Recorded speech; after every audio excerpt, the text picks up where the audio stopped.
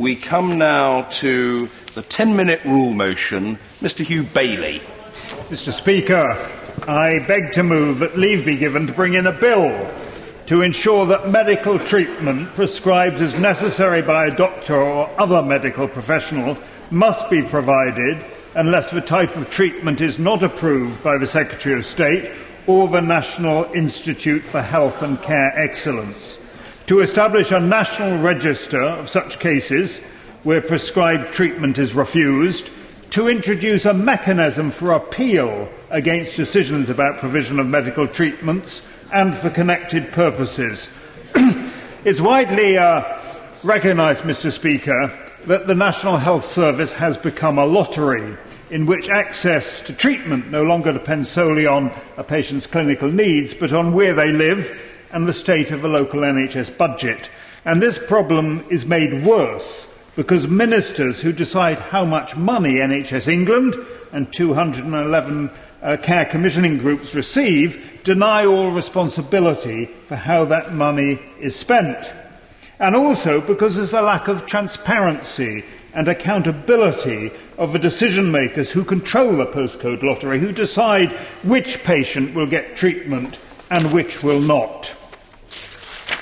My bill addresses the postcode lottery in three ways. First, it requires the government to set up a public register of all individual funding requests, or IFRs, made to NHS England and CCGs, together with the decision on whether the NHS will pay for treatment. This will improve transparency by allowing patients and clinicians to see whether a treatment banned by the NHS in their locality is available on the NHS elsewhere. It will lead clinicians and the government to make more consistent decisions in future.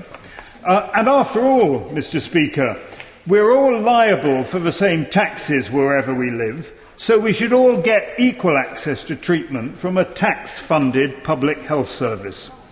Indeed, last month, on the 26th of March, the Minister for Care and Support told me in a letter about a constituent's lack of access to treatment, and I quote, "We are aware of variation across the country in prosthetic services, and we will be working with NHS England to determine what needs to be done to address this, in line with the key objective in the NHS mandate 2013 to 15 to expose variation and unacceptable practice to help people learn from best practice." I can't see how the government could possibly turn down my proposal.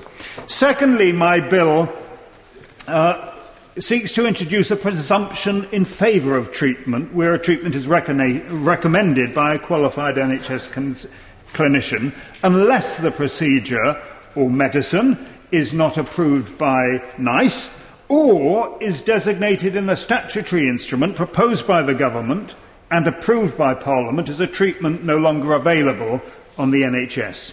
We as politicians at national level determine how much money to make available to the NHS, so we ought to take responsibility for decisions on access to treatment within the budget that is available. The NHS has always rationed treatment through waiting times and other opaque devices. But now that access to treatment, one of the very founding principles of the NHS, is so compromised by the postcode rationing, we, I believe, need an open and transparent system for reviewing these decisions. And transparency, Mr. Speaker, itself is not enough. The people who control the NHS purse strings need to be accountable for their decisions.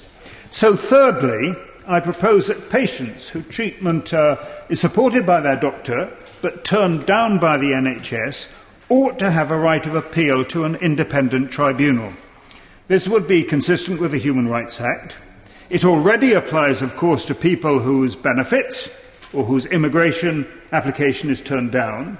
So surely there should be a similar right to challenge a public sector decision maker when it's your health and well-being which is at stake.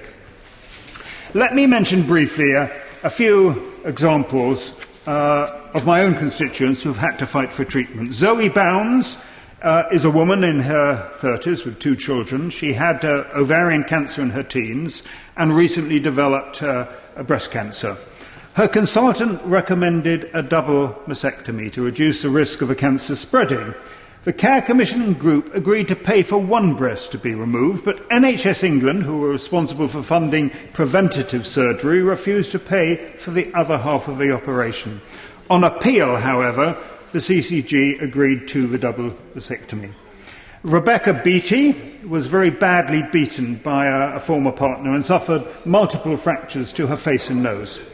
She needed surgery to enable her to breathe properly, but again, initially, funding was refused. And it was only after appeal and exposure in local and national newspapers, including The Sun, that funding was made available. Emma Willits needs a permanent catheter to empty her bladder. A temporary operation at Pinderfields Hospital to stimulate her sacral nerve greatly improved her condition. Her independent funding request for a permanent operation to stimulate the nerve has been turned down by the Care Commissioning Group, and her consultant points out, quite rightly, that the cost of permanent catheterisation, including the cost of hospital admissions each time she gets a urinary tract infection, will be much greater than the cost of the operation to improve her condition. These cases illustrate the need for accountable decision-making and for a patient's right of appeal. Mr. Speaker, 2.5 years ago I introduced a similar bill. I predicted that the government's NHS reforms and the squeeze on NHS funding would make the postcode lottery worse. NHS expenditure per person is down in real terms from £2,043 per person in 2009-10 to £1,999 per person this year, and is due to fall again to £1,986 per person next year, according to figures prepared for me by the statisticians in the House of Commons Library. I asked parliamentary questions, Mr. Speaker, in 2012 and again this month about the number of IFR requests, and I was told that, I quote, "The data is not collected centrally." Just on the 3rd of April, I received that reply from the Minister. I have, however, conducted my own survey of PCTs, 109 of which replied, a 72% response rate. And the number of IFR approvals in 2009-10 was 51,661 in those 109 authorities. The number of approvals in 2011-12 had fallen almost by half, to 26,076. And in addition, there's enormous variation in approval rates. In this most recent year, in which I have figures, 2011-12, 10 out of 109 PCTs approved 75% or more of our IFR requests. 7 of 109 PCTs approved 25% or fewer. This, Mr. Speaker, I believe, is quite simply unacceptable. The postcode lottery is unfair, it contradicts the founding principles of the NHS, and each time the NHS says no to a patient, it means that a little bit more of the public confidence in the NHS drains away. This needs to change, and it needs to change quickly, and I commend my bill to the House. The question is that the honourable member have leave to bring in his bill. As many as have that opinion say aye. Aye. On the contrary, no. I think the ayes have it. The ayes have it. Who will prepare and bring in the bill? Frank Dobson, Kevin Barron, Miss Gisela Stewart, Sir Bob Russell, Barbara Keeley, Graham Morris and myself, Mr. Speaker.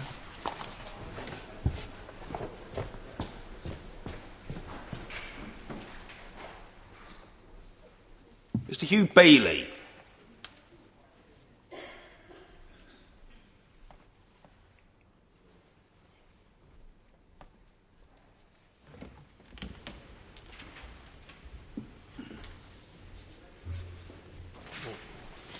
National Health Service Right to Treatment Bill. Second reading what day? Friday the 6th of June, Mr. Speaker. Friday the 6th of June. Thank you.